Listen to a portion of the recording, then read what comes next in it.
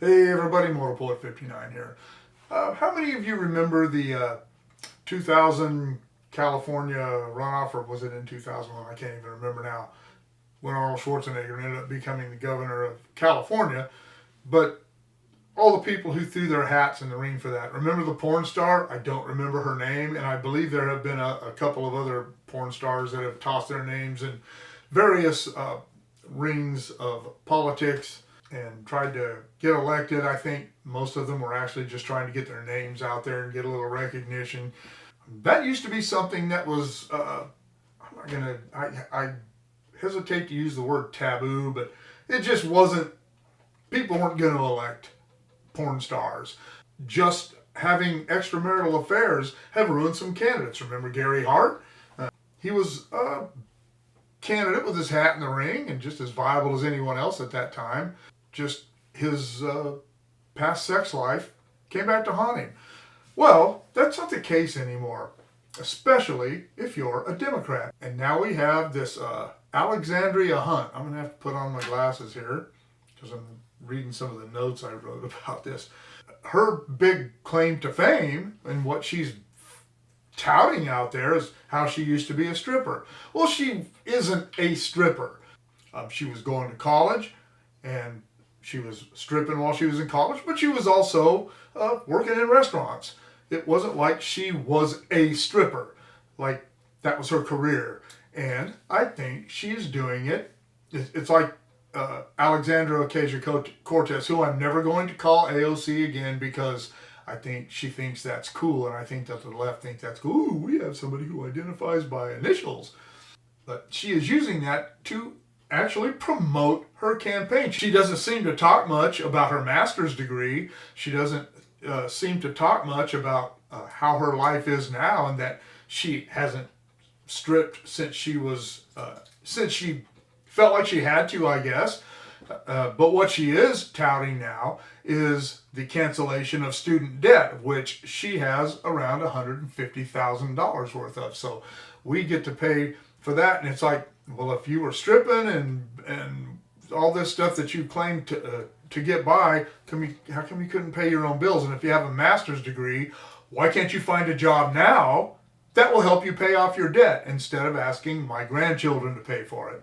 She's big soft on crime, and she's using this whole stripper thing because one of her planks is that she wants to decriminalize sex work. I'm not sure what all sex work entails. I really have never thought prostitution should be illegal. I still don't understand that. I know I'm a conservative and I'm supposed to have higher moral values than that, but I don't understand it.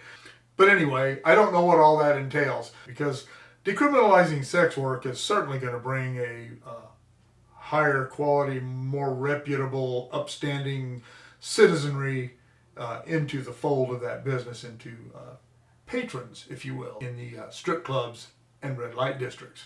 She is also one of these, and I should say she's running for the 3rd district seat in Philadelphia, and she is one of these who believes we should be defunding police departments. After Philadelphia has already, they were going to defund their police department, and now they've started pouring money back into their police department. These people don't understand crime. People like her are clueless, absolutely clueless. And she is forwarding that soft on crime stance in a city that is racked with crime. And I love the way these people seem to believe, and I've heard some of them actually say, if you decriminalize something, then there are fewer criminals. That is probably the dumbest thing I've ever heard someone say applied to the reality of the world we live in. Yeah, they won't be criminals, they won't be arrested, but that doesn't mean they're going to be good people. The acts will just no longer be criminalized. When they kick your front door in, beat your face in, and take all your stuff, they won't have to go to jail for it. They're not criminals. It's ridiculous. But she's one of these people, evidently. She has been critical of the man who holds that seat right now, and his name is Dwight Evans, and he is a tough on crime guy, and criticizes his involvement with special interest groups, which she doesn't even realize that she's already a part of. Just because they're not big giant corporate special interests doesn't mean that they're not special interests, and it doesn't mean that they don't have a bunch of money to throw at people. And in my opinion, just like it was with and is with Alexandria Ocasio-Cortez, I believe that her ultimate goal is to make money in politics and not good law. Her thing was she was too poor to qualify for the aid at, I can't remember the college she went to, I didn't write it down, but she was too poor to qualify for help. I don't think that's the way that works. She may have been too well off, her family may have been too well off to qualify for programs to give her financial assistance, but being too poor, isn't that the aim of financial assistance, to help people who can't afford it? And along those lines, having that master's, having gone to this college, she is certainly not just one of the guys. She's not a blue-collar Joe or a Jolene.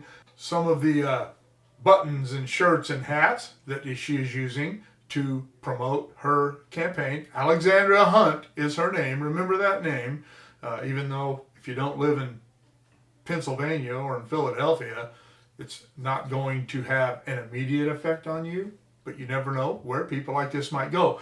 But anyway, one of her slogans is elect hoes. And that is a fact. I'm not making that up. I actually saw the shirts and I saw a button that said that on it. Elect hoes. That's a great campaign slogan. Sure sounds a lot better than Make America Great Again, doesn't it? What do you think about this? What do you think about people? Not just her, but people with that mindset. What do you think about that? Let me know in the comments below. Shoot me an email at motorpoet59@gmail.com. Like, share, subscribe, click on the bell if you want to be notified of future content. We'll see you all later.